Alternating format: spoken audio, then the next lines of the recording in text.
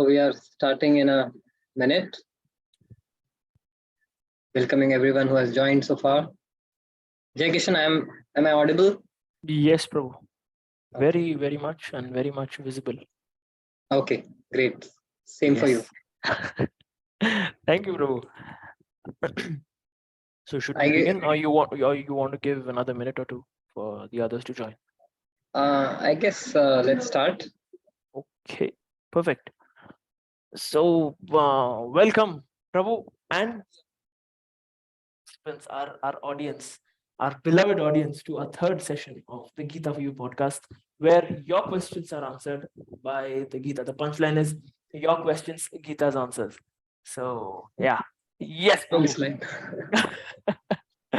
So in the first episode of the podcast, we discussed the major myths and misconceptions surrounding the Bhagavad Gita. क्या हमें क्या नहाना जरूरी है गीता हाथ लगाने के लिए? क्या मैं नॉनवेज खा के भी भगवद गीता पढ़ सकता हूँ, हाथ लगा सकता हूँ? एंड भगवद गीता घर में रखने से झगड़े होते हैं क्या? These are some popular myths and misconceptions surrounding the Gita which we discussed, and I'm sure अब ये ऐसे कुछ सवाल जब सुनते हैं, any of our viewers who's come for the first time will say, अरे इसका क्या जवाब दिया था? So even when we would miss any of our lectures, back in the day this used to happen. जब एक lecture miss करके आया था, any of the popular questions or they were discussed from the previous class, and can you repeat this for me, please? Can we have this addressed again? So for all of those viewers who have come for the first time, we have all our recorded sessions uploaded on YouTube for your convenience, so you can view them at your pace. And in the second session, we discussed how do we read the Gita. Just because I know English, can I understand a book written in English on quantum mechanics? Of course not. So there is an attitude to approach the Gita. What is the right attitude? And is it really necessary to know Sanskrit to read the Gita? Because it was originally spoken in Sanskrit. And when Arjun had a tutor or an instructor or a guide like Lord Sri Krishna, why do I need someone in between? Can't Lord Krishna directly address this to me? Do I need someone in between? All these were discussed in the first and second episodes. And now, as we move closer and closer towards deep diving into the Gita, the third session will focus more on the contents or a summary of what the Gita is all about. So without any much ado, Prabhu, I'd request you to begin our session beginning with the invocation prayers. Thank you, Jai Kishan, as always, giving us a very powerful, power-packed introduction and background of the session. So very grateful for what you do. So let's begin with invocation prayers. Prayers, Mahatma Gandhi said, is the key which opens the day, is the key which opens the lock of the day, and it's the bolt which closes the day. So before beginning and the day and at the ending of the day, prayer can really work wonders. So we will do a short prayer so that we can open up our program with invocation of divine energies.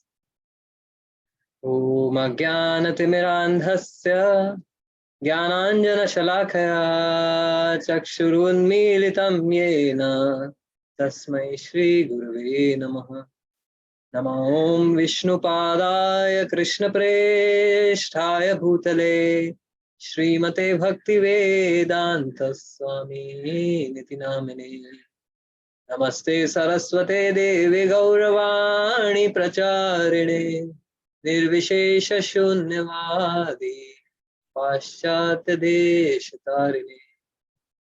Jaya Shri Krishna Chaitanya Prabhu Nityananda Shri Advaita Gadadhar Shivasadi Gaura Bhakta Vrinda. Hare Krishna Krishna Krishna Hare Hare Hare Rama Rama Rama Hare Hare. Hare Krishna. So I am sure all of us are feeling more energized with divine energy, with the grace and blessings of the Lord. And yes, Jai Kishan. Prabhu, be ready for today's questions, huh? Because Okay, before we deep I'll dive, tighten my seatbelts. yes, please, because जैसे एक movie रहता है ना, तो हर एक movie के पहले एक ट्रेलर होता है. So from the first chapter starts the first part of the movie or of the Bhagavad Gita. So without any much more, as usual, you even scold me about this, कि बहुत बातों को घुमाता फिराता है तू. So I'll go straight to the questions and I'll hit straight at those questions at you. So Prabhu, Okay. can you give us a brief, or can you tell us in brief what are the main subjects or topics covered in the Bhagavad Gita or in the school of Gita? What are the main topics? Okay. So, Jai Kishan, I remember when I was in school, I had 6 subjects. और 3 subjects के बाद में एक interval या recess होता था जिसमें हम like which was the main, actually our main business was interval. बाकी उससे पहले 3 और उसके बाद में 3 periods होते थे, Didn't lectures matter. होते थे, social science वो सब तो हम subject भी ठीक है, maths वगैरह, right? Of course, but Gita subjects are not like that to be forgotten, right?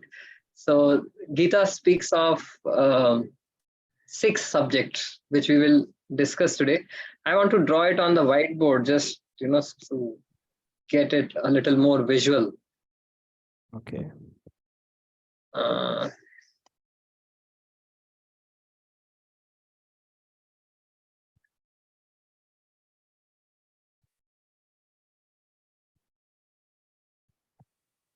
Okay, so are you able to see the whiteboard? Not yet, Prabhu. Okay, it will be there in a minute, I guess.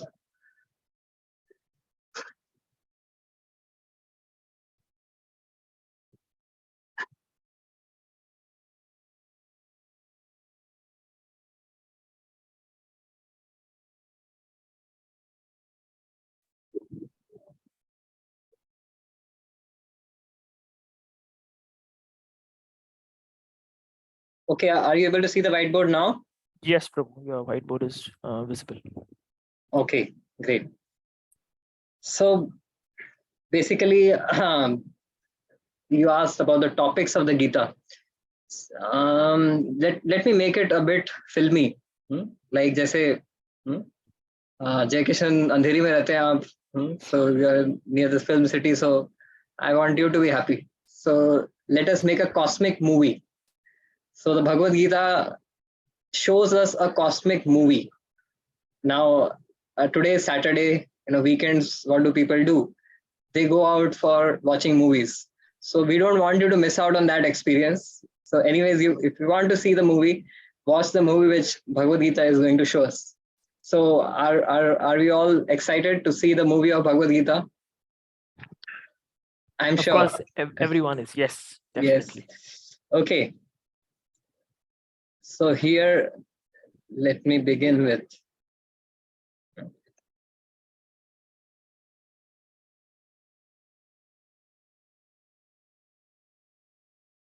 Jagadish, Jai Jagadish Hare. That's the first.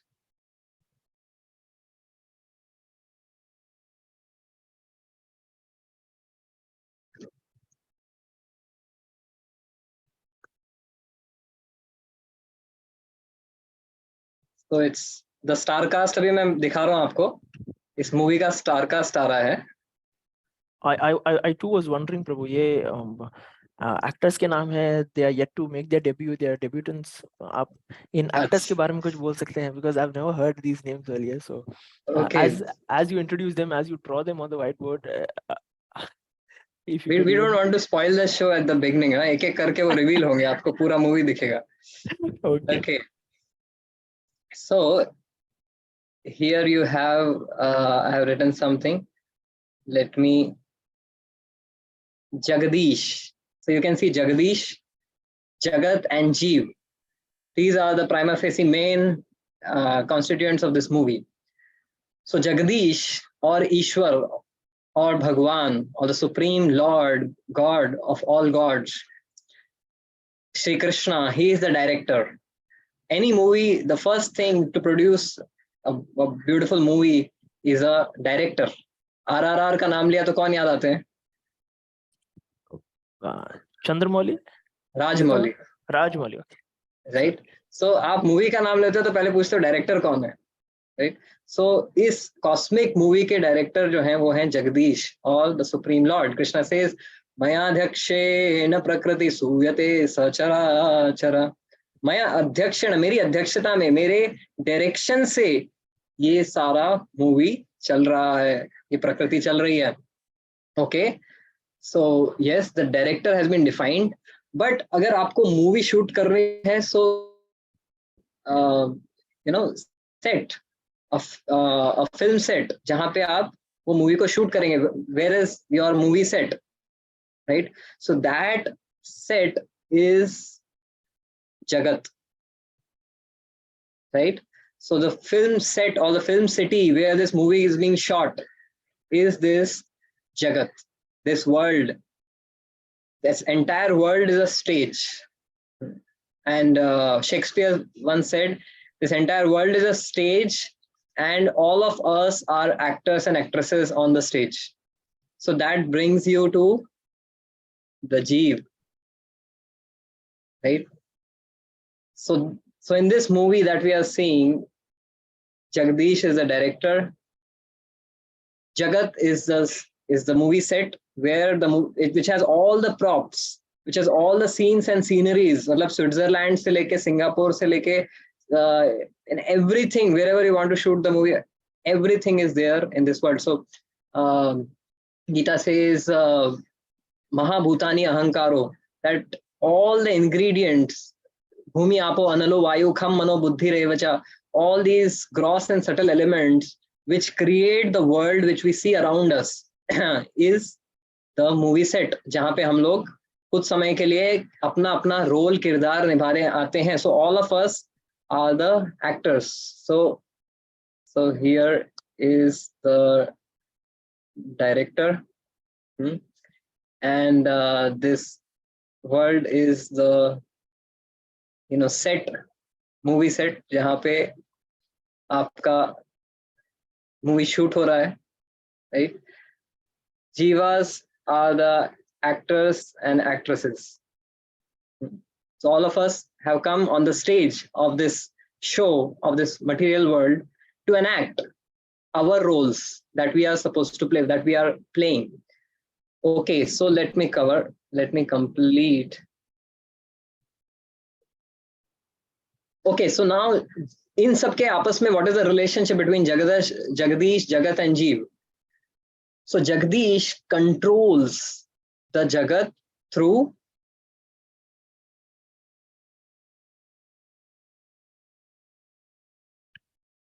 karma. So Krishna speaks about karma, that Swabhavajena Kaunteya, that as per one's Swabha, which one has acquired as per one's past karma, one has to act in this world. No, sorry. So this is karma and this is kala.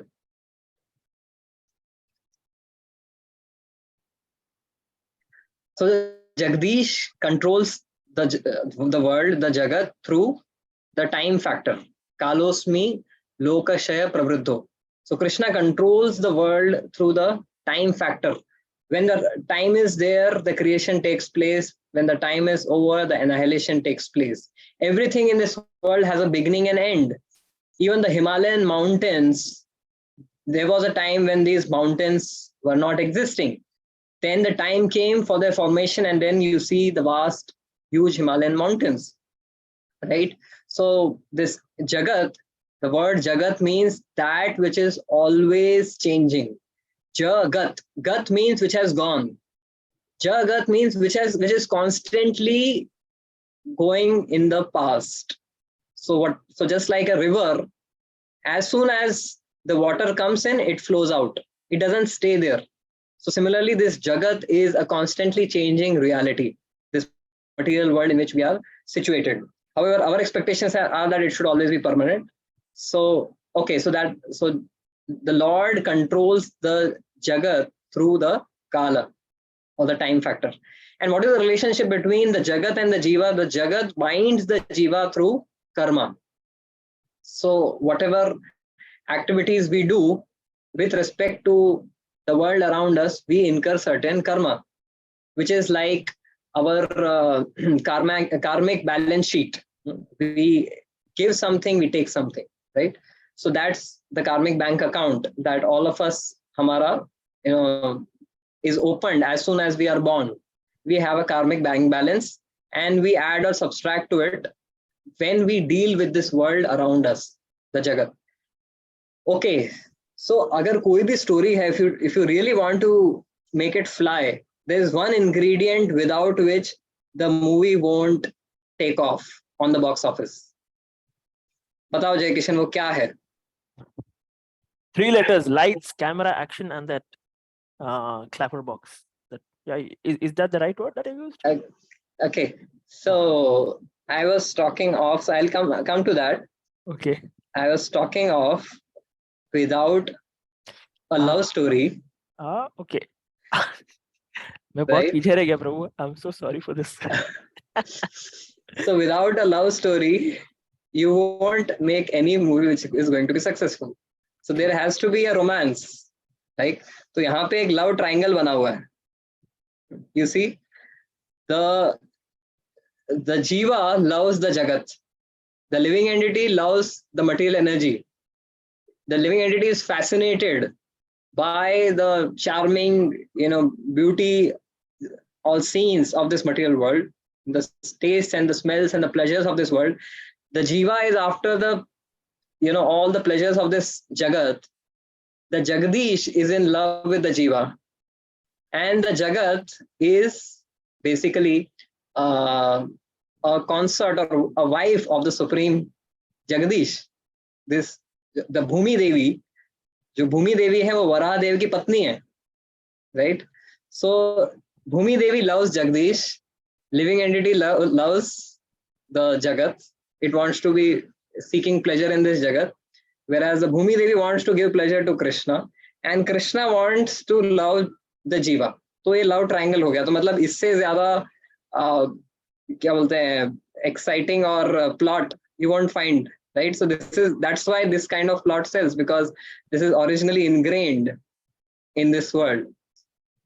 So yeah, so we discussed that how, first of all, you need a director. So Jagdish is the director, Jagat is the film set, Jivas are the actors, and then we spoke about karma and kala. So karma is like the script. Whenever you have to produce a movie, you need the script. So that script is our past karma. So based on our past karma, many things are pre-programmed.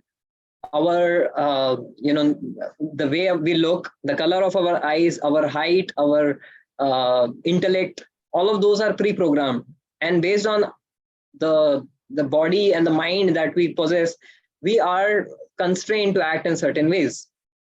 So however, this is a movie with a difference. There is some level of pre-programming, but then the actors and actresses are given free will. On the stage also, you can, say different dialogues as per your inspiration. So a villain can transform to become a hero. So therefore, this movie is even more exciting. क्योंकि यहाँ पे पहले से pre programme नहीं है. 90% we might act as per our previously programmed mind and body, but then someone can utilize one's free will to become a hero from a villain. So instead of hankering after enjoying the prakriti, one can change to love the Lord, to fall in love with Jagdish, or to rise in love with Jagdish, rather than falling in love with the forms and things of this material world. The Jiva can rise in love with Krishna or God. So that karma is the script, movie script. So here is your script, right?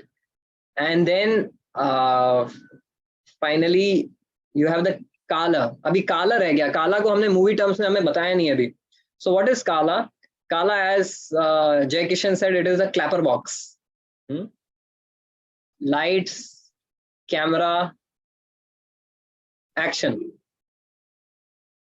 Wow. So that's the clapper box. So when we take birth in this world, when we come to this world, lights, camera, action, and the movie begins with "Wah, wah," the child starts crying. So that's how our movie begins in this world, right? So ए जिंदगी कुछ हंसना तो सिखा, रोते हुए तो खैर मैं पैदा ही हुआ था. So that's the beginning of our movie.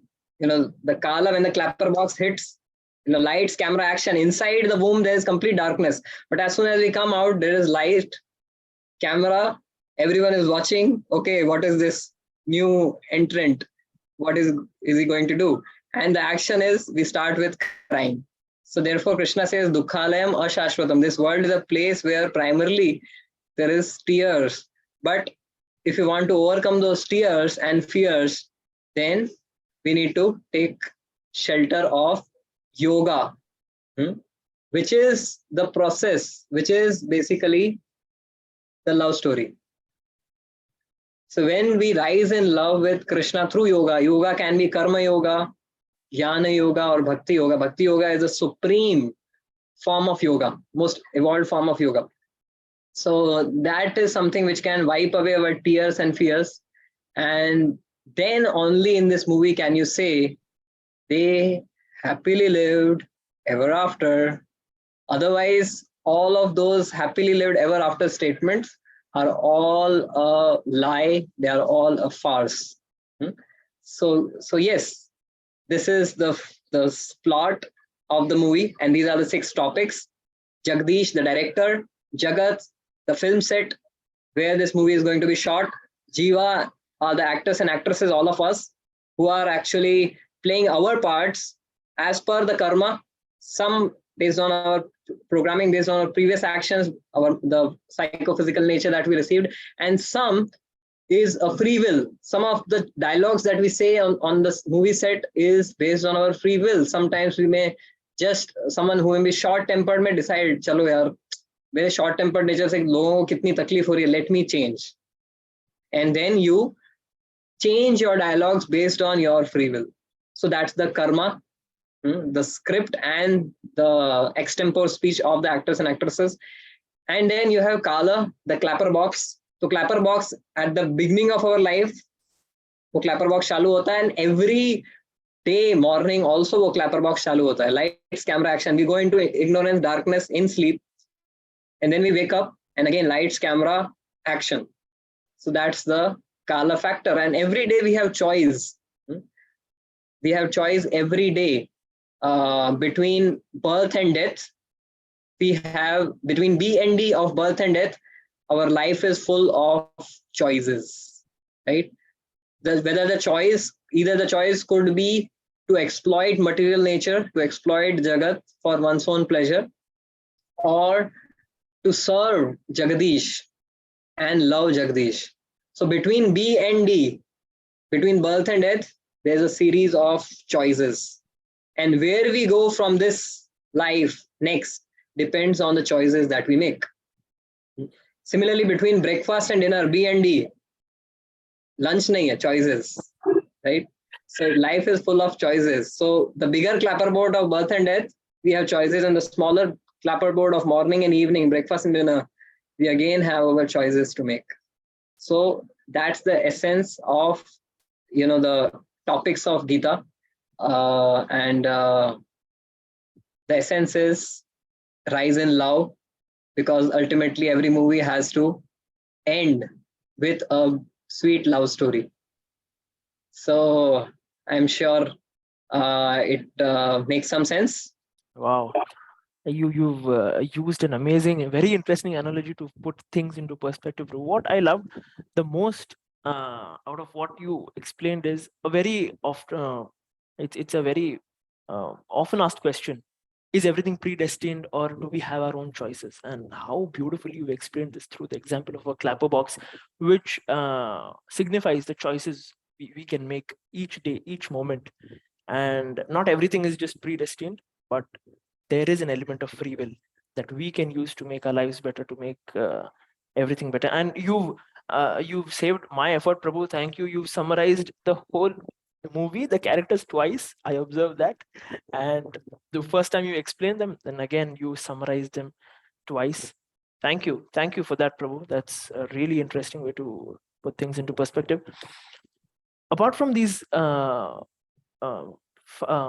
topics being discussed in the Bhagavad Gita, do you also want to run through the summary, the chapters what the Bhagavad Gita has, or how do you feel? Should the readers be well versed with the summary of the chapters in the beginning, or take them as they go in the future? What do you feel is the right approach? There are 2 approaches to reading the Gita. One is take a bird's eye view. So go at the eagle's, from the eagle's eye. Just see what is that vast expanse of the 18 chapters, 700 shlokas. So when you have the whole bigger picture in mind, then when a certain shloka comes, you know in what context it is coming, in what context is Krishna speaking that, in what context Arjuna is asking a certain question. So it's very helpful to have the bird's eye view, which is called a Vihangavalokana, which is looking at the Gita from the bird's eye view. Another is Simhavalokana. Simhavalokana is how the lion, when he walks in his jungle, the king of the jungle, he looks back. Okay, this is my territory. These are all my praja. So, okay, Simhavalokana, while reading the Gita, is we read verse by verse and then reflect on what we have read. So we are zoomed into the Gita, that's the Simhavalokana, and we are zoomed out and having a bird's eye view, that is the Vihangavalokana. So if you want, we can take a Vihangavalokana of the 18 chapters. Do you even think I'll deny, Prabhu? I'll deny our beloved audience of that privilege? Please, Prabhu, go ahead. Okay, so let's see how much time it takes. So Krishna spoke the Gita to Arjuna in just 45 minutes, but it required the caliber of Arjuna to absorb in 45 minutes. So neither do I have the caliber to speak like Krishna, nor all of us have the audience like to hear it in 45 minutes. So I'll just try to speak the main important points in those 700 verses. And I hope and pray that this gives us a bird's eye view, so that मुझे पता है क्या क्या है गीता में. नहीं तो it always means we read the Gita, but we don't read black, we read white. Book में क्या होता है, ब्लैक और व्हाइट दोनों रहता है ना. कुछ लोगों को ब्लैक पढ़ने में आता है, कुछ लोगों को white, everything is blank, right? So this might help us to get a stock of what all is there in the Gita. I'll try to be as concise as possible. So let's begin with the first chapter, and थोड़ा फिल्मी style में ही continue करते हैं, है ना? Thank you, Prabhu. Okay, so Vyasadev is the director of this Mahabharat, who is actually scripting down this entire Mahabharat, which is no less than any thriller movie. All thriller movies are derived from the plot of Mahabharata in one way or another.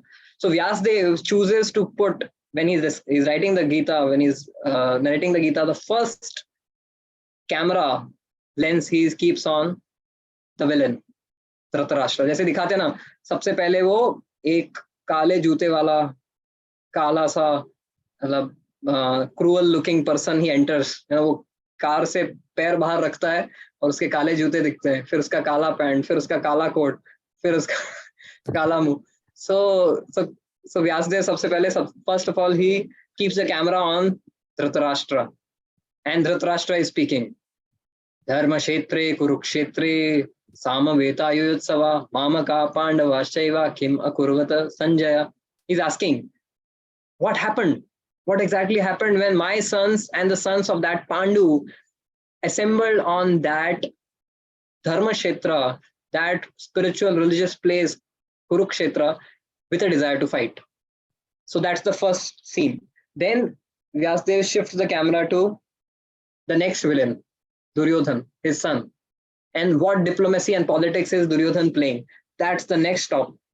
Then Vyasdev shifts the camera to the hero.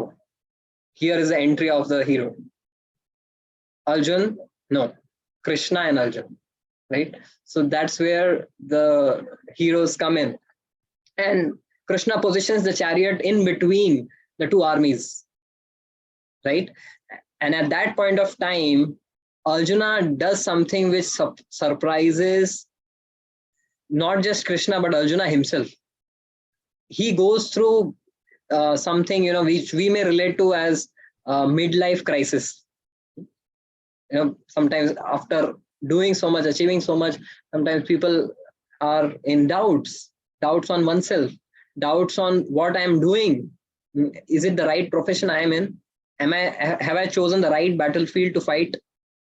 So we also have sometimes these midlife crisis, or in these days quarter life crisis we come across, even at the age of 25, where we are having a lot of doubts about ourselves, about the work that we are doing, about the choices that we are supposed to make.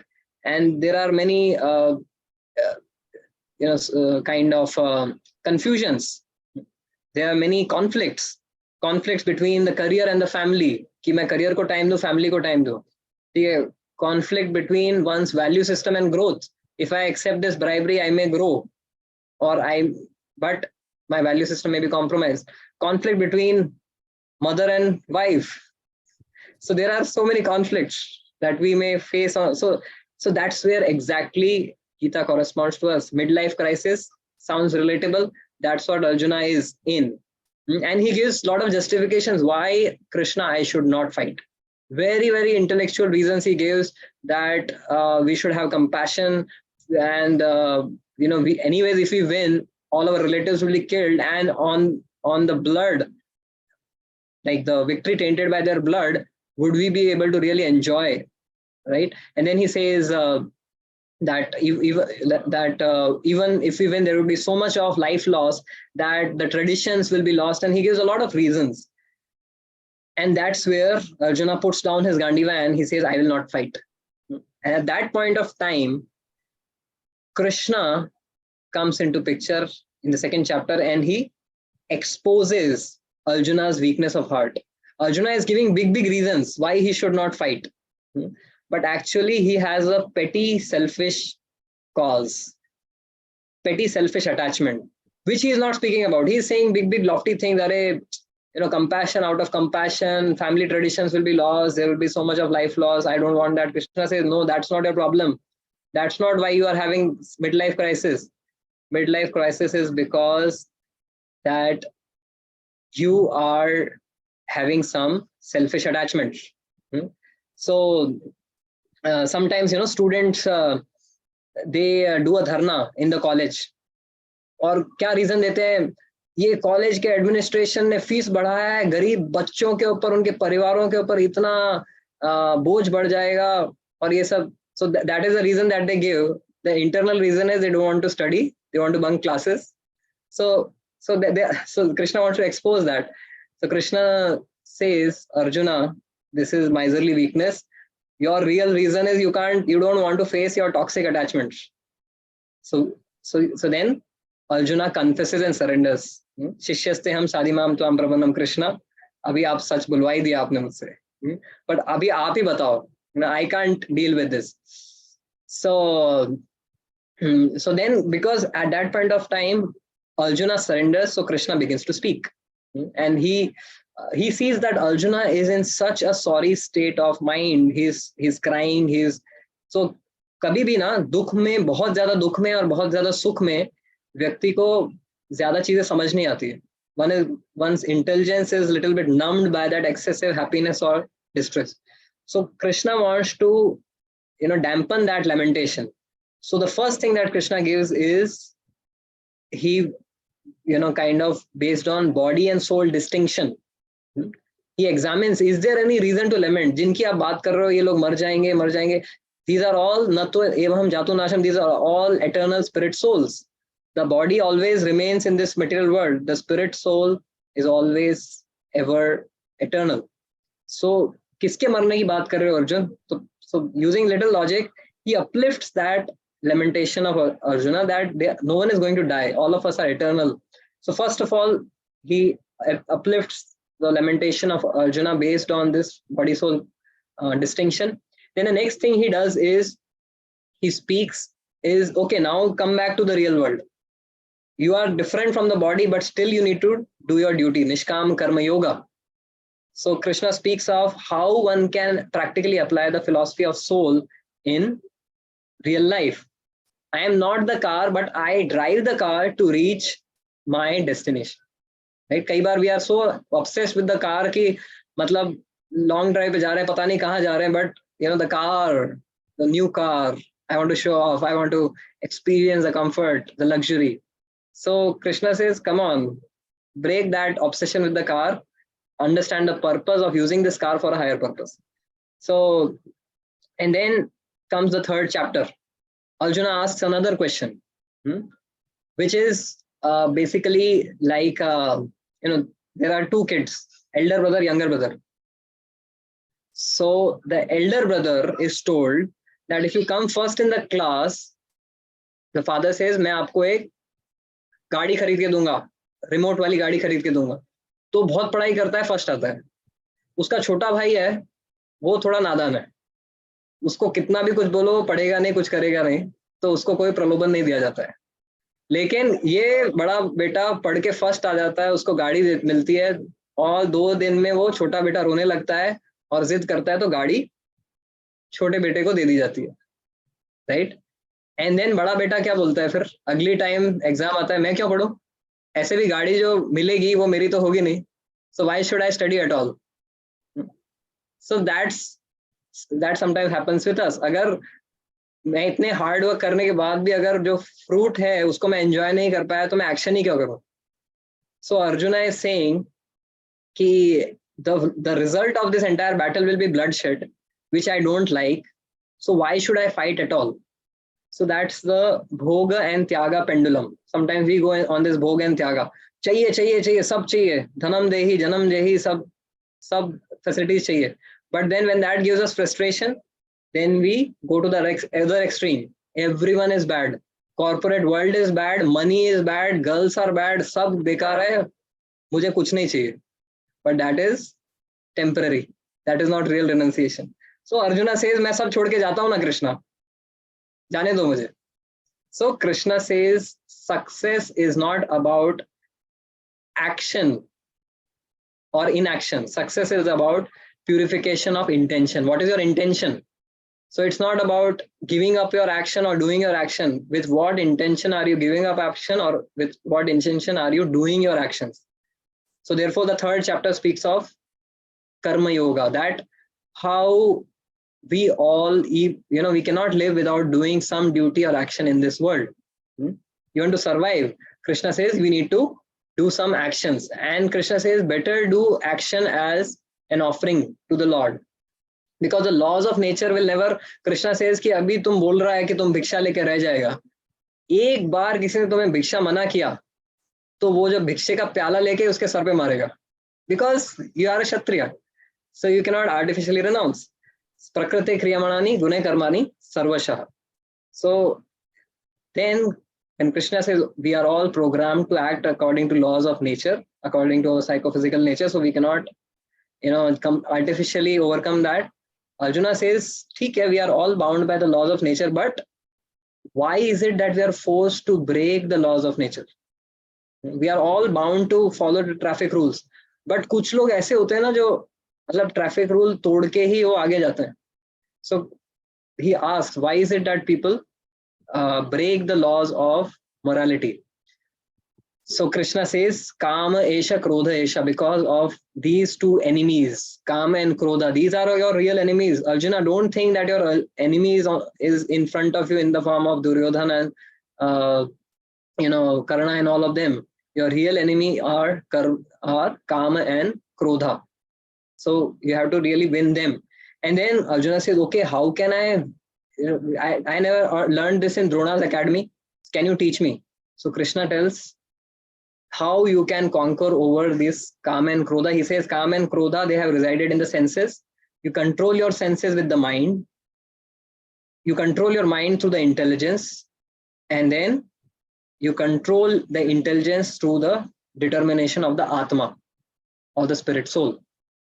So because Indriyani Paranyahu Indriyabhya Paramana, Krishna says that higher than senses are mind, and mind higher than mind is intelligence, and then Atma is the highest. So you use your mind to control the senses, use intelligence to control the mind, and so on. Okay, so Krishna ने इस enemy से जीतने का solution दे दिया है अर्जुन को. Now next chapter भी chapter 4. So far Krishna has told that higher than intelligence is Atma, लेकिन किसी के माइंड में क्वेश्चन आएगा आत्मा से ऊपर कौन है? Is there someone above the आत्मा? क्योंकि अगर सेंसेस को कंट्रोल करने के लिए माइंड की जरूरत पड़ती है, माइंड को कंट्रोल करने के लिए इंटेलिजेंस, और इंटेलिजेंस को कंट्रोल करने के लिए आत्मा की, आत्मा सही डिटर्मिनेशन करे, can it also receive a higher power?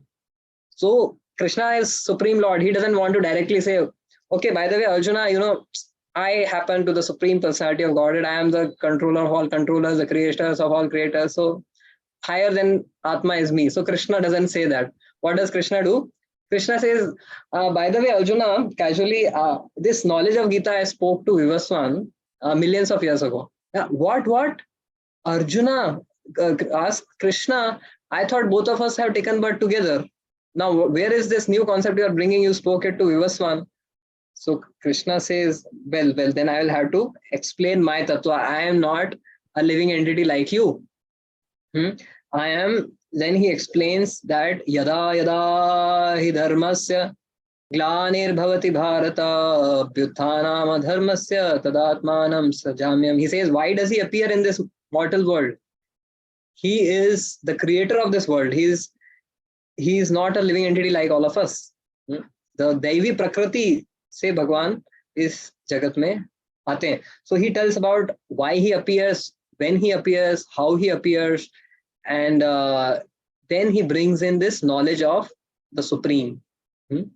So that, because that knowledge of Supreme can help the Atma to control the intelligence, which in turn can control the mind, which in turn can control the senses, and then we can overcome the lower nature of Kama and Krodha. So yes, and then when we act in relationship to the Lord, then our karma becomes a yajna. So that's where chapter 4 ends. And then chapter 5. Prabhu, before you Yes. start chapter 5, I'd like to make a small request with our users, with your permission. Yes, bilkul.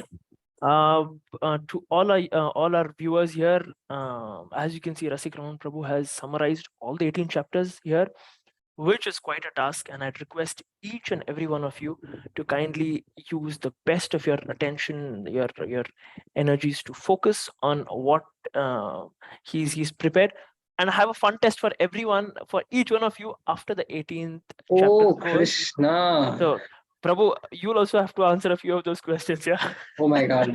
So you can't take me to task. So that's a small request Sure, from then my side. we'll all love to hear the questions. Prabhu, you can continue. Thank you. So, okay, so we are now on chapter number 5. So chapter 4, Krishna tells about the knowledge of God. So that helps us to raise from the level of karma to yajna. And now Arjun का फिर से वो chronic pathological question वापस आ जाता है जो उसने 3rd chapter में पूछा था. अरे जब वो इतनी मेहनत करके फर्स्ट आके भी गाड़ी छोटा भाई लेके जाएगा तो मैं क्यों पढ़ाई करूं? So sometimes we see that कितना भी हमको, even if after hearing discourses and reading spiritual books, reading Gita, again and again we ask the same question, because it's not intellectually we are convinced, but emotionally we are still stuck. Tape उधर ही stuck हो गया है. किधर stuck हो गया है कि it's okay whatever you are saying, but उसने मुझसे sorry क्यों नहीं मांगा? It's right you are saying I should give forgiveness, I should resolve all of these grudges in my heart which is troubling me, but this person, my spouse, had to beg forgiveness now. मैं तो कर दूंगा लेकिन उन्होंने क्यों नहीं मांगा. So even after hearing, we ask the same question. और a young boy asks, वो ठीक है लेकिन वो ब्रेकअप हो गया, मैं एक बार वापस जाके मिलूं क्या उससे, एक बार फिर से ट्राई करूं. सो और अ ड्रंकर्ड सेज, ये सब ठीक है, एडिक्शन से मुझे नुकसान हो रहा है, पर यू नो व्हाट, देवता भी तो पीते हैं, so why I can't drink. So such kind of chronic questions, they are a sign that intellectually the person has understood, but emotionally one is still attached. So therefore now Krishna ने knowledge दिया है 4th chapter में, but then वो emotional attachment को cut करने के लिए Krishna gives the vision, equal vision. Krishna gives the scissor of equal vision. आँखियों से गोली मारे. So to cut all of that attachment, to remove the sticky substance of attachments, emotional attachments, Krishna gives the adhesive remover of equal vision. Krishna says, look at the world the way the Paramatma looks at it. Vidya vinay sampanne brahmani gavi hastine sunichaiva swapake cha pandita samadarshina. The Paramatma sees every living entity as spirit soul, whether one is a cow, an elephant, a cockroach, a human, a learned scholar, whoever one is, the Paramatma is having an equal vision. And if we look at the world from the lens of the Paramatma, we will be able to uplift ourselves from this sticky attachment, which creates this pendulum of raga and dvesh. Either we get attached or we become angry or averse. So Krishna says you need a software update. So keval it will not work. The current version is not going to work. Do a software update your vision to the vision of the Paramatma. And then comes the chapter number 6. So chapter 5 tak Krishna has intellectually spoken, he has also given equal vision. Now Krishna says, so far I have told about Nishkam Karma Yoga. Now I will tell you that you have been saying that मैं action सब छोड़ के जंगल जाता हूँ. Krishna says, yes, that's also a bona fide path, but that requires some qualifications. For following any path, spiritual path, we first need to understand what is my qualification. Many times we want to jump and immediately have high spiritual levitation करना चाहते हैं, जो भी करना चाहते हैं, but then first understand what am I qualified for. So Krishna says, yes, Ashtanga Yoga is a path, Jnana Yoga is a path, but it requires a certain qualification. The qualification is when one's mind and senses are fully spiritualized, then one can detach from the world and just free oneself of one's duties. But till the time one is having certain attachments, one needs to do Nishkam Karma Yoga, right? So Krishna says the Nishkam Karma Yoga is about spiritualizing one's actions, whereas Ashtanga Yoga is about spiritualizing the mind. So, and he talks about the practice of an Ashtanga yogi, that how he goes and sits in a quiet place with a straight erect posture, with a deer skin spread underneath him, and is meditating, practicing yam, niyam, asan, pranayam, pratyahar. So, and Krishna says the main thing of Ashtanga yoga is controlling the mind, doing meditation on the Paramatma within the heart. So Arjuna says, Krishna, what are you talking of? With my arrows, I can control wind, wind, but I cannot control mind, mind. It's too tough to control the mind. And all of us have the experience of that. So Krishna says, okay, abhyasena tu kante vairagyena se gyayate. It's definitely difficult, but with practice and detachment, you can control the mind. So the story has come this far. Nishkam Karma Yoga se Ashtanga Yoga pe aa gaye hain. Now beyond that, there is something even more higher. And that's what Krishna is introducing. So far, Krishna was talking of the yoga of virakti. हमने discuss किया attachment, overcoming those sticky attachments. But now Krishna is going to speak of yoga of asakti. That if you are told, don't think about that red-faced monkey. What are all of you thinking? Nothing else in the red-faced monkey. Nothing other than red-faced monkey. So similarly, if you are told, give up your attachment, give up your obsession with that, money or that boy or that girl, then we are thinking of that only. But then Krishna says, attach your consciousness to me. Mai asakta mana partha. So when you attach to Krishna, automatically detachment becomes easy, a byproduct. How do I develop attachment to Krishna? By hearing his greatness and sweetness. By hearing how Krishna is so great and how he is so sweet, we develop attachment to Krishna. And when we are developing attachment, the byproduct is we get detached from the lower things of this world. So the sambandha is told, and Krishna says, how when you drink water, you can experience me. Rasoham apsu kante, I am the taste of water. Everywhere you can see me. Sutre manigana iva, this entire world is like a garland, and I am the thread which unites everything. If the thread is removed, all the pearls, they will fall apart.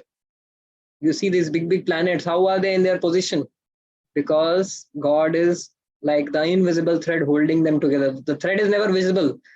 The pearl necklace appears very beautiful, but behind that beautiful pearl necklace is the thread, and that is Krishna. Krishna makes these beautiful mountains and rivers and oceans and everything, but he never signs beneath. Made by God, made by Krishna. He remains invisible. But when we see spiritual devotional eyes to see Krishna in everything, then we develop love for him.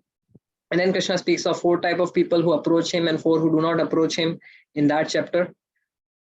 And then, so now he has spoken of the yoga of asakti. But then at this point of time, Krishna wants to introduce, abhi match chalu karte hai Arjun. Abhi tak, I have spoken you about the practices and मैंने आपको पूरा football सिखा दिया है, right? कैसे खेलना है. There are 3 ways of playing football: निष्काम कर्म योगा, अष्टांग योगा और ज्ञान योगा, and then भक्ति योगा. अभी मैच शुरू करो. And if you want to start the match, you need to first define where is the goal. What is the goal post? Therefore, chapter 8 comes in with description of the destinations.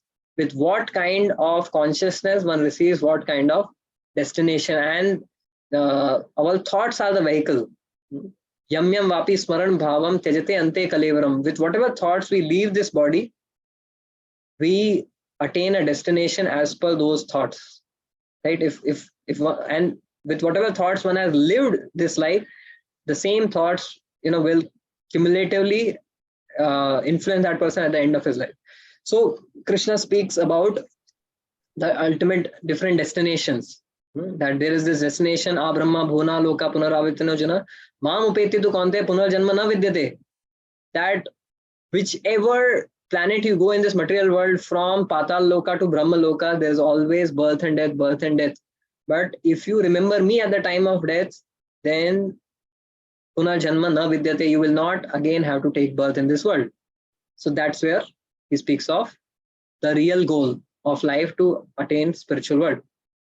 Okay, so now goal bhi bata diya hai.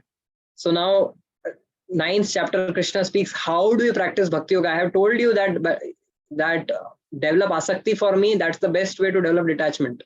Red face monkey ko yaad mat karo, Bhagwan ke red lotus feet ko yaad karo. The reddish lotus feet, you remember that will take you to me. But how does one do bhakti? So that Krishna explains in the 9th chapter. Mahatmana supam partha daivim prakriti ashritah. By taking shelter of the daivi prakriti or Sri Radha or Lakshmi or Sita, one renders patram pushpam phalam toyam. One offers something, a root, fruit, flower, anything in devotion to Krishna. That's simple. Bhakti is as simple as that. So Krishna ने अभी गोल करने का best तरीका भी बता दिया है 9th chapter में. And in 10th chapter, Krishna says that to practice this bhakti, you need to develop some attraction for me. So if a lover and beloved, how do they develop attachment to each other?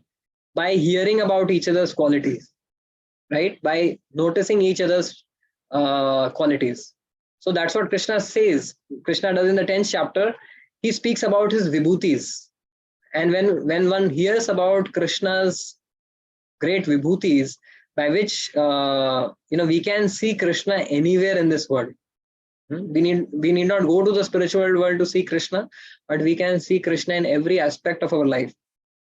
So that how in the mountains, in the oceans, in the rivers, we can all see these are all vibhutis of God. These are not meant for my enjoyment. This is, if the creation is so beautiful, how beautiful would the creator be? So that's the 10th chapter, speaks about the vibhutis. And when Krishna speaks about these vibhutis, Arjuna has a eureka moment. Arjuna has an epiphany. He says, Param Brahma, Param Dhama, Pavitram, Paramam Bhavan, Purusham Shashwatam, Divyam, Adi Devam, Ajam Vibhum. Krishna, sab barabar dikh raha hai. When you go to an ophthalmologist, he first asks you to read, kya dikh raha hai? You say, ASD, FH, H hai ya M hai? Nahi dikh raha hai. Then he puts a lens. Then you start reading, ASD, F, H hai, फिर L, K, T. फिर अटक जाते हैं. Then he puts another lens. And then we are able to read further. So that's what is happening to Arjuna in the Bhagavad Gita, and that is what will happen to each one of us when we read the Gita. Our spiritual vision will get refined further and further, and we may also come across our epiphany or eureka moment where we see Krishna dikh raha hai mujhe. Whatever you are telling, I am able to completely resonate with that. Param Brahma Param Dhama. So Arjuna at this point of time has got 6x6 vision. He can see everything clearly. In the beginning, he was having difficulty. His tears and ignorance was covering up his vision. But now he can see things clearly. So in the 10th chapter, at the end, Krishna says that Yadyad Vibhuti Matsatam, कि जितनी ये विभूतियां देख रहे हो तुम इस जगत में, जितना वंडरफुल चीजें देख रहे हो, ये सब मेरे अंश से मैंने प्रकट किया है. मतलब the Kshirodakshayi Vishnu, the Garbhodakshayi Vishnu is my amsha. From these amshas I have created this vast cosmos, and we are so wonderstruck by this creation. So when Arjuna hears this कि आपका एक अंश इतना powerful है, so I want to see that amsha. कैसे आप ये पूरे जगत को you create and maintain this world. So then Krishna in the 11th chapter, 6x6 vision आ गया है, but Arjun को एक Krishna gives a 7x6 vision. Krishna gives him a virtual reality vision. VR spectacle देते हैं, by which Arjuna can now see the Virat Rupa, which has millions of arms and millions of heads and legs, and how this entire creation is emanating from him, and then in the form of the Kala, Kalosmi Lokas Shaya Samriddha, that how through the Kala factor Krishna is crushing to death everything in this creation. So he's creating, he's maintaining, and he's annihilating in the form of that Virat Purusha. And then when Arjuna sees this, he becomes so fearful that was such a ghastly form, Krishna. I was so happy seeing your Saumya Rupa. Can you bring that back? So Krishna says that actually people think that to see this Virata Rupa is a miracle. But Krishna says, no, actually my Virat Rupa is just an external form. The real miracle is when someone sees and understands my Saumya Rupa as a two-handed Krishna. So Bhaktya tu Ananya Shakya, only by the salve of Bhakti, only by the lens of spectacle of Bhakti, can one see Krishna as he is, as the Supreme Lord. So that's where 11th chapter ends, and then we are coming closer. Then comes the 12th chapter. So Abhi Arjuna has a question. Abhi Virat Roop ka darshan kiya hai Arjun ne, and he understands now that God is everywhere. Krishna is between each and every atom. Inside every atom, he is the one who is moving everything. Virat Roop mein unko pura universe mein Bhagwan dikh gaye the. But now he has a question. Should I worship everything as God, which is a Brahman feature, or should I worship God as everything, which is the Bhagwan feature? दोनों में से कौन सा choose करूं? क्योंकि ये अपने virtual reality जो कैमरा दिया उससे मैं बिल्डर हो गया हूं. Everything, everywhere I am seeing. So should I worship everything as God, or should I worship God or you as everything? Then Krishna says, Klesho adhiktaras tesham taya aprata chetasam, that higher than this impersonal vision of reality is a personal form, and those who are progressive, they come to this understanding of devotion or personal relationship with God or Bhagwan. And then Krishna says the qualities of a devotee who can approach Krishna in with bhakti. So that's where 12th chapter ends, clarifying this doubt. Abhi 13 to 18 chapter is very easy. Why? Because at the end of every book, you find, मतलब कितना खुशी होता है ना जब कोई book अच्छे से पढ़ लेते हैं तो, बट बुक पढ़ लिया लास्ट चैप्टर के बाद भी आपको कुछ रहता है section. Jai Kishan, can you guess? प्रभु, I differ. I beg to differ on one point that you said. आपने कहा कितनी खुशी होती है कि जब एक बुक अच्छे से पढ़ लिया.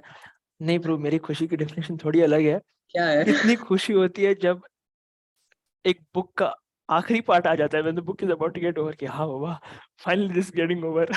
But it's not that when it comes to the Gita. But is it the summary that you're talking about when the 13 to 18 chapter is concerned? 13 to 18 chapter is the appendix. Krishna uses a lot of concepts and terminologies throughout the first 12 chapters, which he has not bothered to explain in detail.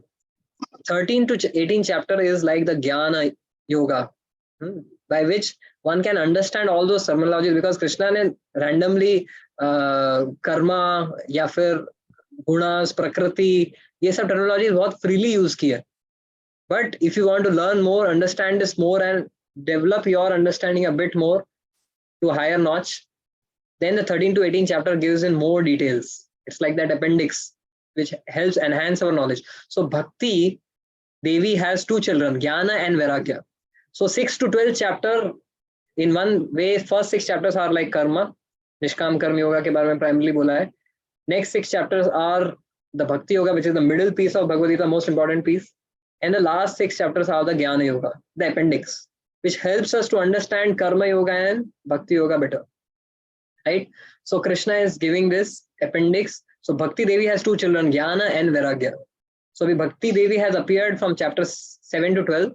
So her sons, Jnana and Vairagya, are making their presence felt in the 13 to 18 chapter. So Arjuna at this point of time inquires about knower, known and knowledge. Basically, he asks about Kshetra and Kshetragya. So basically he's asking, everything in this world can be understood in terms of known or the Kshetra. Whatever we see around, जो भी हम subjects पढ़ते हैं, physics, chemistry, maths, commerce, anatomy, physiology, astrology, astronomy, whatever subjects we read, they are about the Kshetra of this material world. But along with the field, we have a knower of the field, which is the Kshetragya. The knower of the field is the living entity. And behind this Kshetragya, knower, like the Jiva, is the Param Kshetragya, which is Krishna. So, because we are conscious of just our body, right? Our body is just limited to this, 5.5 foot, 6 foot, whatever, right? But Krishna showed the Virat Rupa to Arjuna in the 11th chapter, where this entire universe is the body of Krishna, his universal form.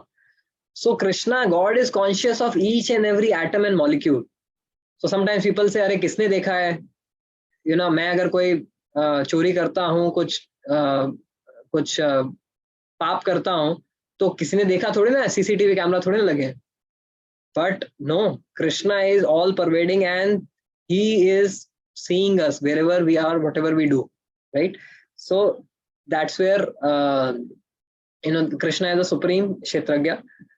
So this knowledge is given in the 13th chapter of the supreme knower of this entire world, Paramatma, Krishna, and then all of us are knowers of our tiny body. We can be just conscious of our own body or our home, but Krishna is conscious of everything that is happening in the entire world. So that's in the 13th chapter. And then the 14th chapter comes, where Krishna goes in more detail about Prakriti. So like the Kshetra is the Prakriti.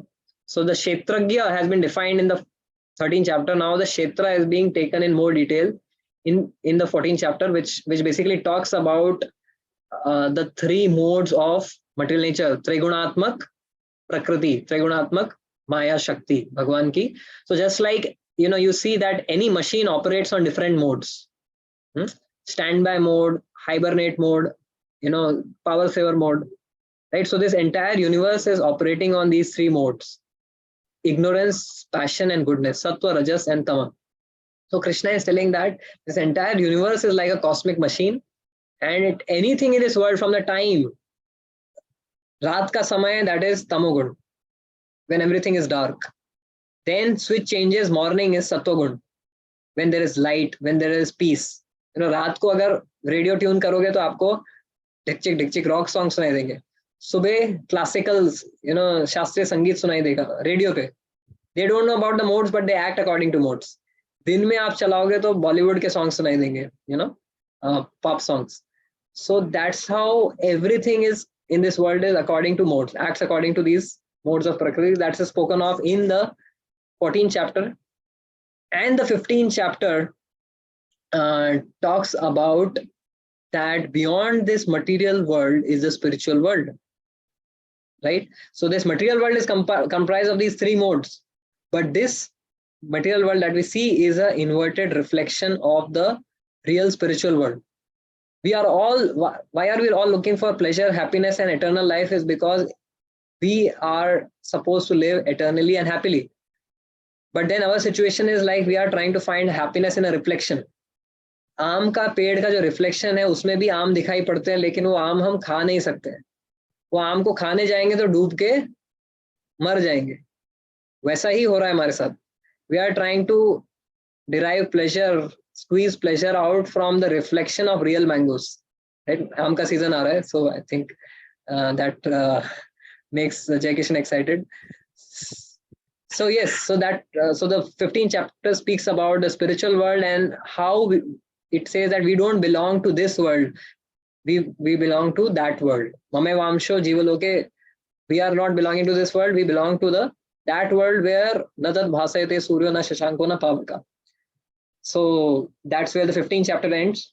And then the 16th chapter speaks about, हमने material world की बात की, spiritual world की बात की 15th chapter में. 16th chapter में ये दोनों के जो citizens हैं उनके nature में क्या difference है, divine and demoniac nature.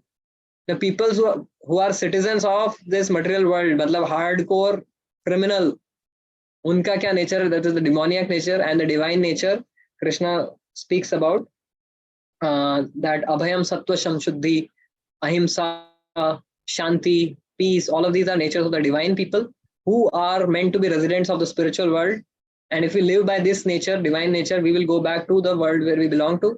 But if we live by the demoniac nature of dambha, darpa, abhimana, of pride, arrogance, violence, all of these things, then we will continue to rot in this material world, in this prison, lifetime imprisonment.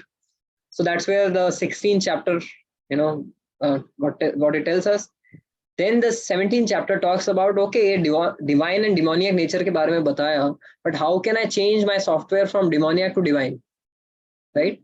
So that's where Krishna speaks about faith. Our personality is defined by where our shraddha is, where our faith is.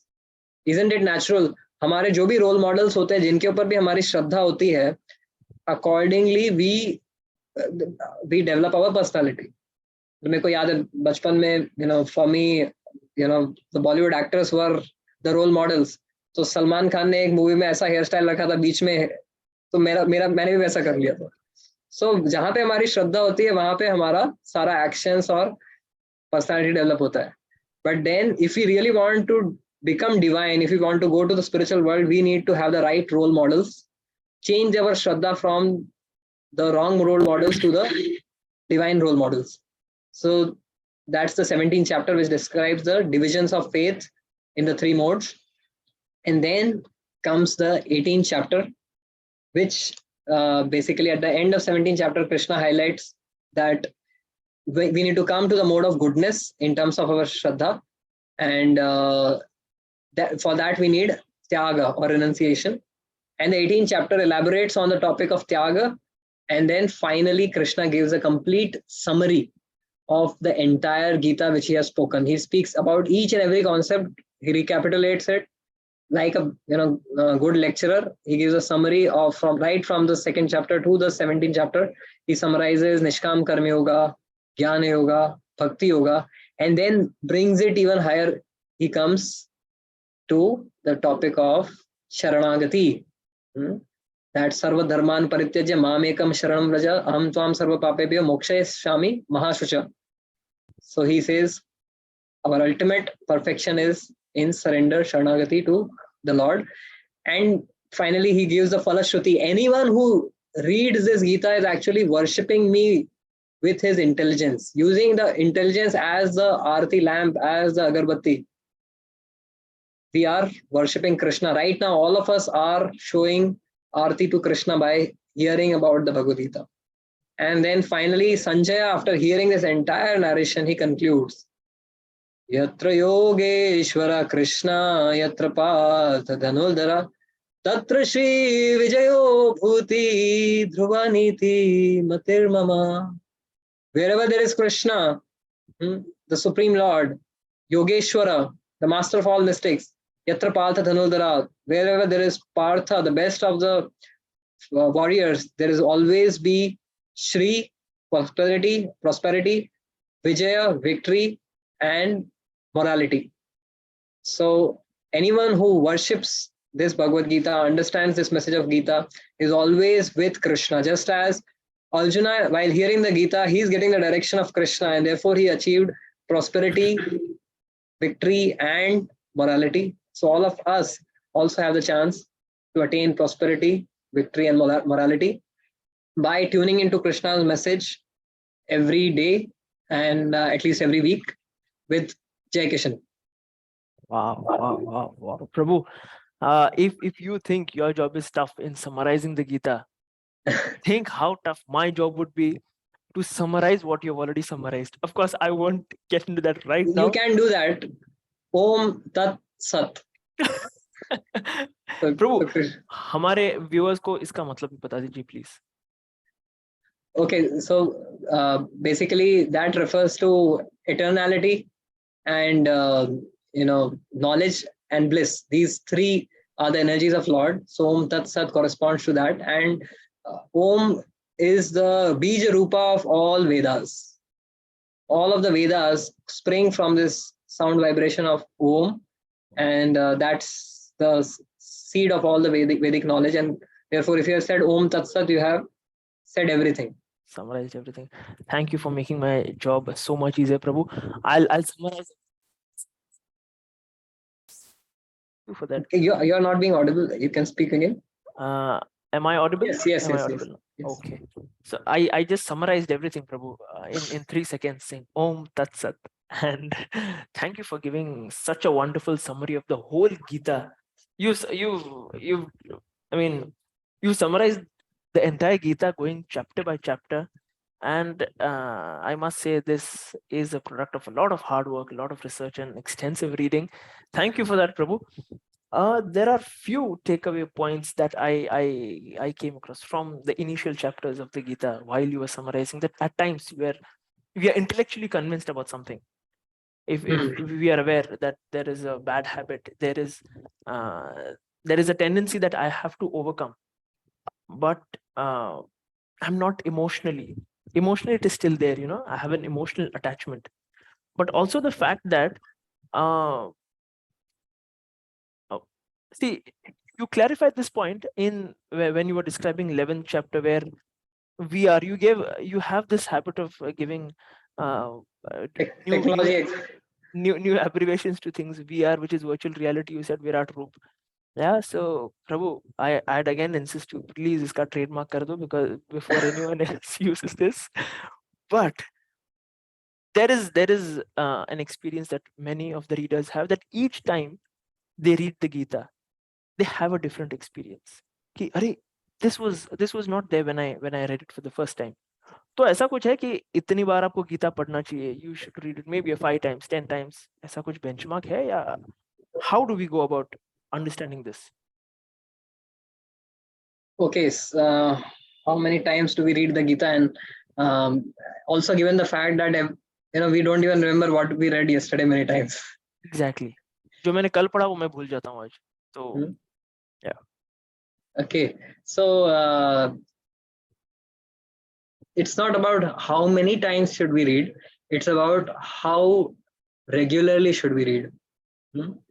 So it's not a project कि एक बार हो गया खत्म, मैंने tick mark कर दिया, now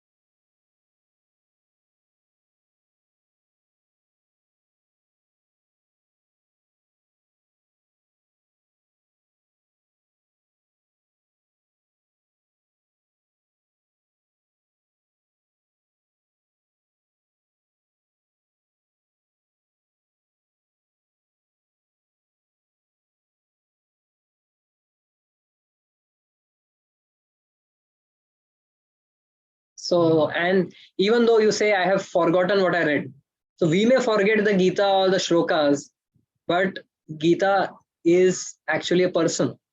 Moksha Pradayini Bhagavad Gita. She is the Vani of Krishna. She is conscious of our spending time with her. So we may forget Gita, but Gita will remember us and remind us when we need her the most.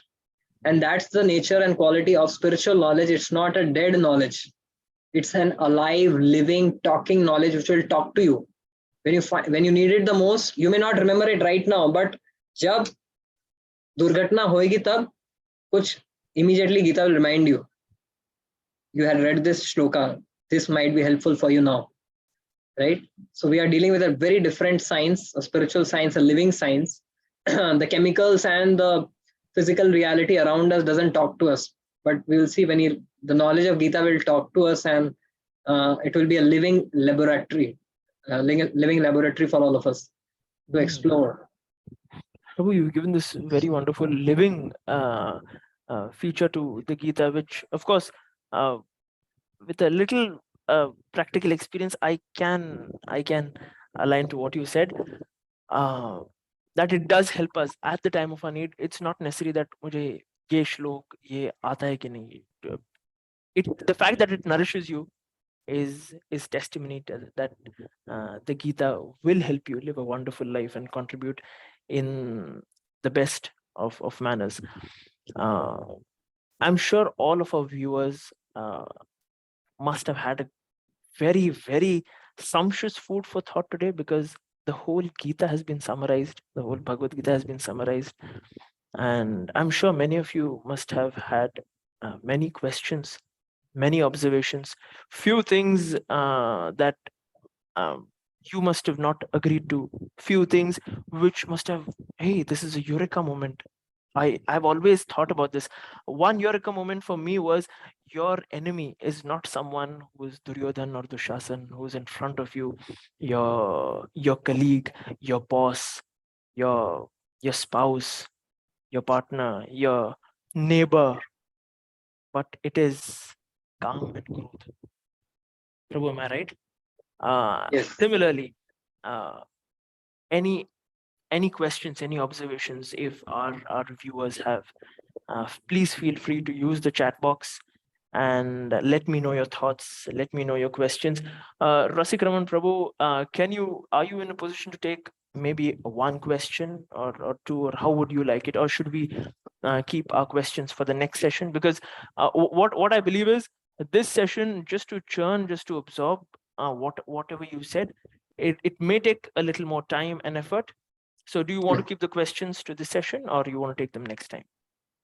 Any one question that we have pertaining to this discussion that we had, or any reflections, because questions so we will keep on dealing with, delving into मतलब आपने अभी तक देख लिया होगा कि हम लोग थोड़ा बहुत रिसर्च भी करके आ रहे हैं. We are trying to put our best. So your questions will, the course of our discussions will, we'll try to answer them. Any reflections at this point of time, if anyone would like to share, what was your experience of this session today or so far? You're welcome to even unmute yourself and share your thoughts and reflections. If there's any specific point that really appealed to you, please feel free to share that with our other I have fellow a question, users. Prabhu. Is Purush, means Purush, Ishwar and Krishna one and the same, and Prakriti and you said that is Mother Nature is one and the same. Like Purush, Krishna is Purush, Purna Purushottam Bhagwan, Ishwar, and Prakriti is one. Is like means Purush, Prakriti, Kala, then Jiva, and one more. So Yeah. these 5 factors. So आपका जो प्रश्न है कि पुरुष, ईश्वर और Krishna, do they refer to the same? Yes, they refer to the same Supreme Lord. So Krishna is the Adi Daivam. He is the cause of all causes, Govindam Adi Purusham. So from him, the other Ishwaras, you have Karanodakshai Vishnu, who is also an Ishwara, but he is an Amsha of Krishna. You have Garbhodakshai Vishnu, who is also Ishwara, but he is an Amsha of Krishna. So Ishwar Shabda can refer to the Amsha Krishna, or the Amsha of Krishna. Krishna is also Ishwara, but the Amsha of Krishna can also be called Ishwara. So Krishna is the Supreme Purusha, Supreme Ishwara. So that's why we call Krishna as the Supreme Personality of Godhead. And as far as Prakriti, Jagat is concerned, Mother Nature, yes, they are interchangeable. This Jagat is basically a manifest form of the Prakriti. The Trigunamayi Prakriti manifests in the form of Jagat, this changing reality that we see, ranging from all of these 14 planetary systems, the Patala, Atala, Sutala, Patala, Vitala, all of these lokas to the Bhu, Bhuvarswar, Tapasatya, Brahmaloka. So all of these are manifestations of the Prakriti in the form of this Jagat. So yes, these are interchangeable terminologies. Thank you. Okay, any reflections if anyone would like to share? Mohit, if you would like to go ahead.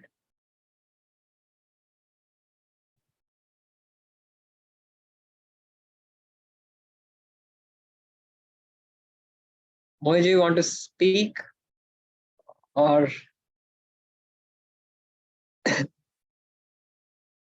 Sandeep ji, if you would like to go ahead. Hare Krishna, Prabhu. Hare Krishna, Prabhu. Hare Krishna, how are you, Prabhu ji? बस बढ़िया bro, आप देख रहे हैं एकदम आपको देख के और प्रसन्न हो गए हम. Thank you very much, Prabhu and Jai Kishan Prabhu for such a enlivening class, Prabhu. जो आपने जो शुरू वाला जो एनालॉजी जो दिया था ना, वो व्हाइट बोर्ड वाला, जीवा और जगत, जगदीश, जगत, जीवा और वो टाइम और एनालॉजी बहुत बहुत वंडरफुल लगा प्रभु. Love triangle. हाँ प्रभु जी, मेरा एक प्रश्न था, जैसे अभी आपने बताया कि हाँ ज्ञान और वैराग्य, आउट ऑफ दिस की ज्ञान, ठीक है, ज्ञान हमको पढ़ते पढ़ते या स्क्रिप्चर्स रीडिंग करते करते हो जाता है, पर वैराग्य अगर मैं आपको प्रैक्टिकली बात करूं प्रभु जी की, वैराग्य जो रहता है, और ये प्रैक्टिकली मेरा अनुभव रहा है कि जब मैं डी अटैचमेंट वे में अगर काम करता हूँ या किसी से डील करता हूँ तो उसका रिजल्ट बहुत अच्छा रहता है, पर ये जो अटैचमेंट और वैराग्य जो है प्रभु, कि ये वैराग्य हमेशा नहीं रह पाता. मतलब पकड़ के रखता है जोर से, मतलब किसी भी चीज को कि मेरा घर, मेरा व्यापार। एक ये प्रश्न था, और दूसरा प्रश्न ये था प्रभु की, जैसे mode of, ultimately we have to increase our the mode of goodness gradually. पर और ये इनफैक्ट ये भी हमको भी मालूम है, ये प्रैक्टिकल है कि जब हम सवेरे उठ के कभी जब अच्छा हो जाता है तो दिन भर अच्छा जाता है। और ये तो मेरा प्रश्न ये था प्रभु कि how to increase our mode of goodness, एक कांस्टेंट मोड ऑफ गुडनेस में कैसे रहा जाए प्रभु। Thank you. Okay, so how do we come to detached action? And then the second question is about how do we cultivate mode of goodness. So I guess, Constantly. yeah, steadily remain in the mode of goodness. So with the first question, the flow of the Gita is actually doing that in a very systematic way. The entire discussion, if you see the entire flow of Bhagavad Gita is like a river. It's like the Ganges, it's flowing this side, that side, meandering through the Arjuna's doubts and all of our doubts and all of our attachments and confusions. As we saw, Arjuna had this chronic pathological question कि वो बार-बार उसी चीज को repeat कर रहे थे because there was some attachment. So Krishna gave him higher and higher lenses. So Bhagavad Gita में ऑलरेडी सारे लेंसेज हैं, हमें जस्ट वो उठा के उस लेंस को लगाना है और वो सिचुएशन वी आर फेसिंग उसको देखना है. So progressively all the lenses that we need to develop the right focus in any situation of life is there in the Gita. It's now up to the Gita has given the entire toolbox for maintaining the right level of engagement with this world. Neither too detached nor too attached. ज्यादा detached हो जाएंगे तो focus blur हो जाएगा. Right अगर आप camera को अगर फोकस करते हैं, ज्यादा दूर लेके गए तो इमेज ब्लर हो जाती है, ज्यादा पास लेके गए तो you just pixelate everything, right? सब पिक्सेल्स नजर आता है, रियलिटी कुछ क्या सीन है नहीं दिखता है. So Gita gives us a toolbox to have the right level of magnification, to see anything with the right distance, neither too close nor too far. Basically, Gita teaches us to keep our head in the sky and feet on the ground, right? So many times, या तो हमारे feet on the ground है, मतलब head on the ground also, where we see all the obstacles and problems and stones and pebbles and thorns. अरे मेरे life में ये problem है, नेगेटिविटी है, ये खराब कर रहा है, उसकी वजह से मुझे प्रॉब्लम है, फलाना ढिमकाना. We are just complaining because our feet are on the ground and our aspiration is also in this world, the pleasures of this world. Whereas the other extreme is इतना हम उसको zoom out कर लेते हैं कि head in the sky, feet also in the sky, कि सब छोड़ के जंगल जाओ, right? Like Arjuna. Krishna brings us to the right level of magnification. He gives us the right set of lenses, progressive lenses by which we can, in any situation, maintain the right distance with any person, any work that we are doing, our profession, and have complete balance in life so that we can see things clearly and do our contribution in this world. So you can use all of those lenses that we discussed. Initially, Krishna uses sometimes you may have to use the lens of body-soul distinction. Arey, I am anyways not this body, right? Jayadvaita Maharaj once said, one of the devotees was suffering from cancer, and Maharaj was having a discussion with him, and Maharaj said, actually, sometimes when it is quite evident that you cannot do anything about the disease that you are having, it is a good opportunity to realize that we are not this body, we are the spirit soul. So when our body is healthy, it's very difficult to say that I am not this body. When our body is beautiful, it's very difficult to say I am not this body. But then when things don't go right with the body, that's the time we can say, I don't want to be this body, which gives pain, which is pungent, which is suffering. So any situation we could use this lens of I am not the body, I am the spirit soul, and overcome that situation. So sometimes you may use that lens. Sometimes you may use the lens of equal vision of the Paramatma, which Krishna gave to Arjuna in the 5th chapter, how the Paramatma looks at things in this world. So no one is my friend, no one is my enemy. I am a servant of all. So when we develop that vision of the Paramatma is residing even in the heart of a pig who is rolling around in a gutter. So Paramatma ka wo vision hai कि just like a mother would not mind cleaning the stool and urine of a child may appear to be fragrant incense to the mother, right? Because there's love. So if you develop the vision of Paramatma, we won't discriminate people based on selfish considerations of friends and enemies. We'll be able to develop equal vision like Paramatma, who can go and sit in the heart of a dirty pig in a filthy gutter. So sometimes we may try to use that lens. Sometimes we may try to use the lens where Krishna speaks, Maya Sakt Mana Partha. Don't think of the red-faced monkey. Think of the reddish lotus feet of the Lord. So different lenses, the toolbox is there for all of us, and it's a journey. It's not an overnight process. It's a journey. It's a wonderful journey, and it's not about conquering. It's not about conquest. It's about request. So we are in the mode of requesting Gita. Give me the right lens to see this situation in the best possible magnification. So, Thank you, Prabhu. I mean, one key difference from all of what traditional education we are accustomed to, while others may be informative in nature, the Gita is of course transformative in nature. So क्या बात है, आपने Thank मार you. दिया एक चौका. Arey, Prabhu. But thank you so much for sharing such a lot of wisdom with us, Prabhu, and I'm getting beautiful comments from our viewers. Of course, with loads and tons of praises to what explanation you've given. And thank you for the hard work that you've taken for us, for our viewers. And I'd request each and every one of our viewers to review or relook at the session that we've had today, so that if you can even have some questions or observations, you can share the same with us in the next session. Also, you may have many chapter specific questions, which will, don't worry, which it will be addressed at later stages.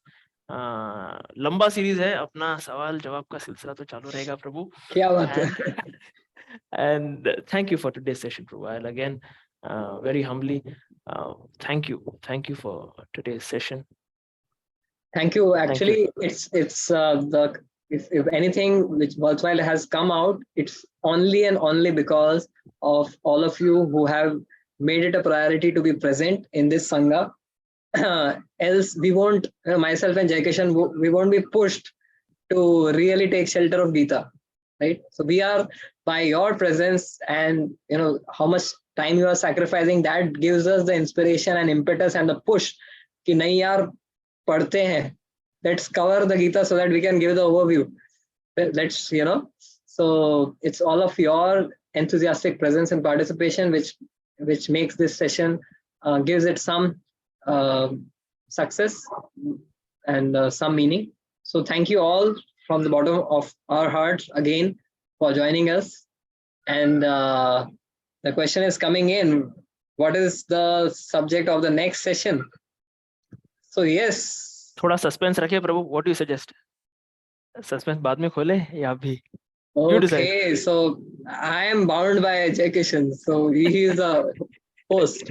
So जैसा जयकिशन बोले suspense, अभी movie है तो मतलब next episode के लिए suspense रखना ही पड़ेगा शायद. Of course. So, yes, thank you everyone. There are some nice comments coming across. And yes, Prabhu, any final words or you would like to conclude? Thank you all so much. See you next week again, same time, same place. Hare Krishna.